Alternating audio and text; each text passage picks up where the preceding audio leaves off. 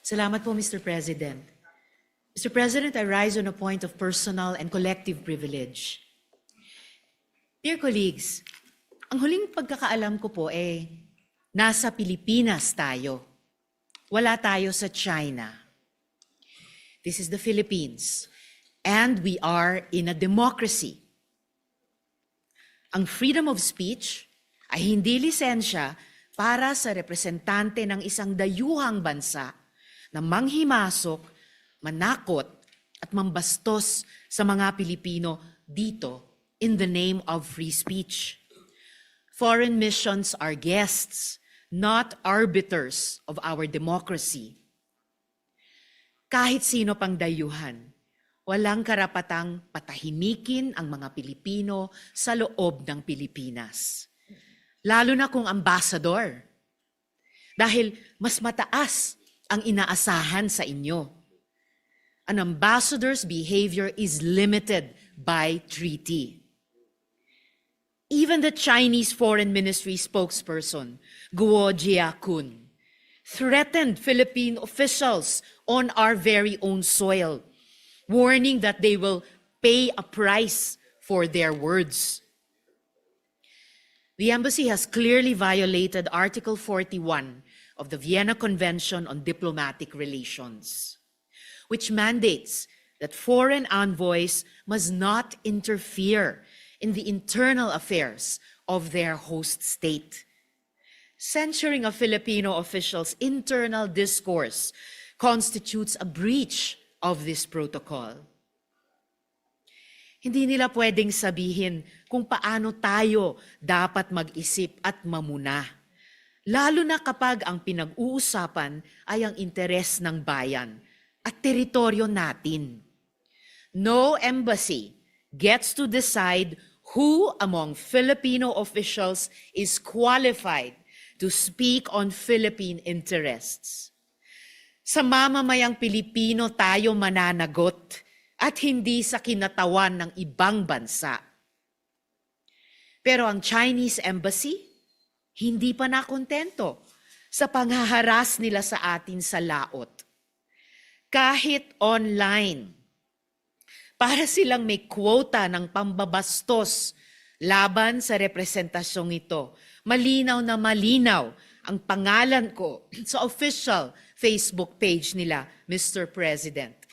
Target rin nila si Commodore J. Tariela, si Senador Kiko Pangilinan, pati ibang Pilipinong hangad lamang ay magsabi ng mga katotohanang nangyayari sa ating karagatan.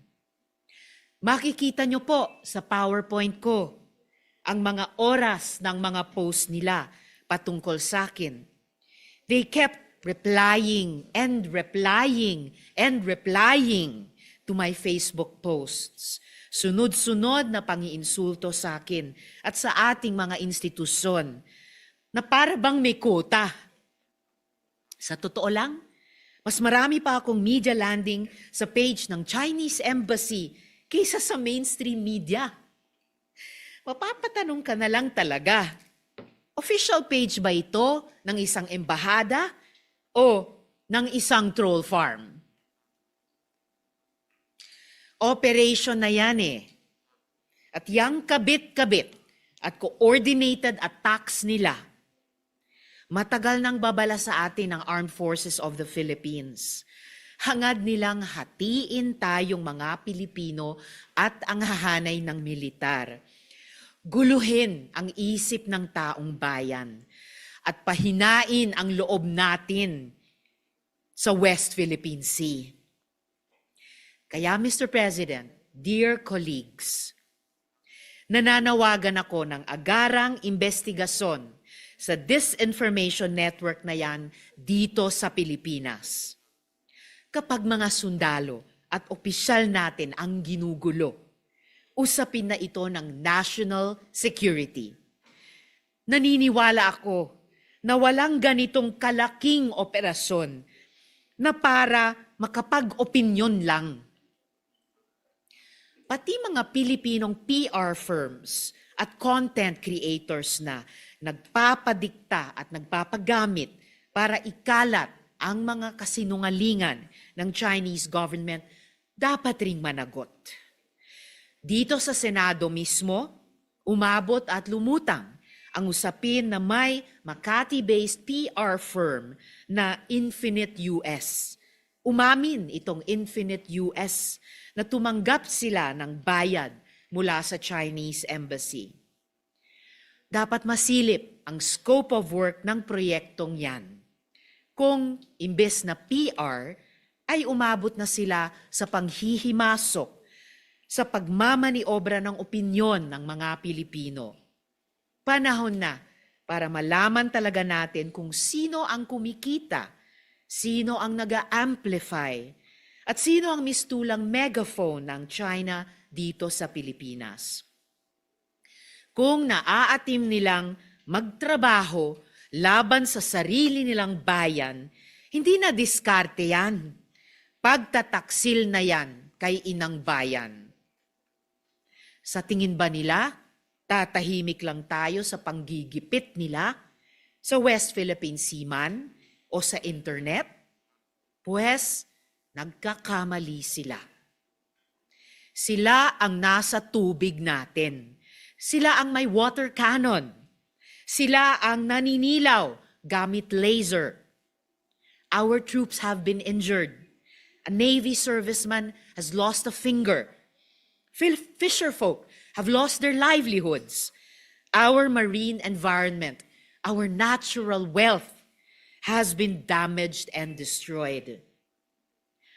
Our quarrel is not with China or the Chinese people, but with the heavy-handed policies of their government. And now, the Chinese government has the gall to play victim over a cartoon? Come on, Mr. President. Pero pag Pilipinas ang ginawan nila ng cartoon, biglang okay lang ang pangungutya. Kasi sa mga Chinese Communist Party newspapers tulad ng Global Times, ginagawan rin nila ng cartoon ang Pilipinas at mga liderato ng ating bansa. Ganyan yata talaga ang ugali ng mga bully. Malakas mang asar, pero ayaw nilang napupuna. Tariela presenting China's current regime, including its president, as bullies, is not an overstatement. It is a clear and common fact. Instead of taking accountability for their government's actions, the embassy has twisted and turned facts to suit their propaganda. Instead of showing restraint and remorse for escalating tensions, they have doubled down on aggression. As 2026 began, the AFP already monitored a force of 13 Chinese vessels, comprising 3 PLA Navy warships, 6 Coast Guard cutters, and 4 maritime militia boats encircling Scarborough Shoal. As of January 2025-2026, the Armed Forces of the Philippines reported a swarm of 41 Chinese vessels, including Navy warships and maritime militia, actively trailing and harassing Philippine patrols. Their tactical focus has notably shifted from ramming government ships to directing their violence against our fisherfolk, effectively denying access to their traditional fishing grounds. Kaya sa Chinese Embassy, huwag niyong niloloko ang mga sarili ninyo na ang pamumuna ng mga Pilipino ay kung anumang political theater kuno o kung anumang sinubo na naman sa inyo na mga trolls ninyo.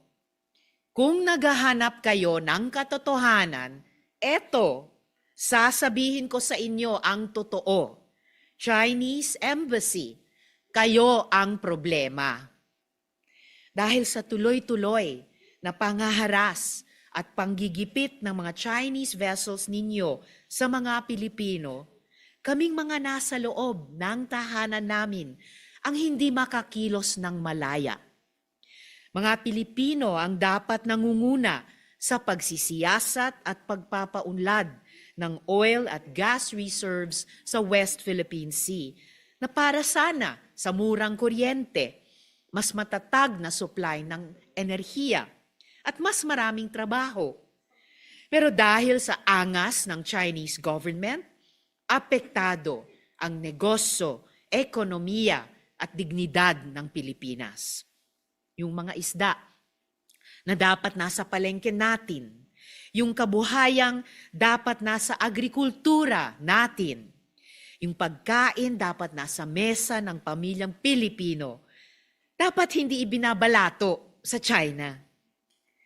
Panawagan ko rin po sa lahat ng ating mga kasamahan sa gobyerno, huwag po tayong matakot, huwag po tayong tumigil na magsalita at manindigan para sa ating inang bayan. We have the sworn duty to protect and defend the Philippines. At panawagan ko sa bawat Pilipino, maging mapagmatsyag, huwag tayong magpabola sa propaganda at kasinungalingan ipinapakalat nila.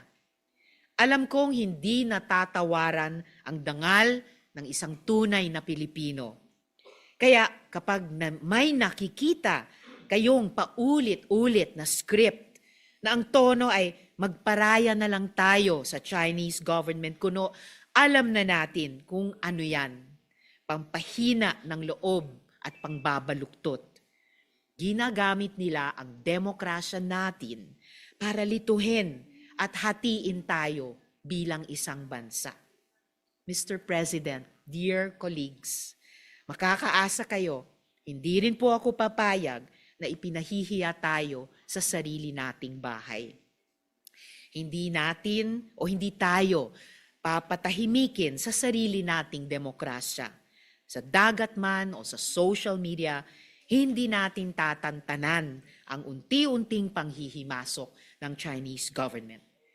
Nasa Pilipinas tayo at dito, Pilipino ang nasusunod. Salamat po, Mr. President.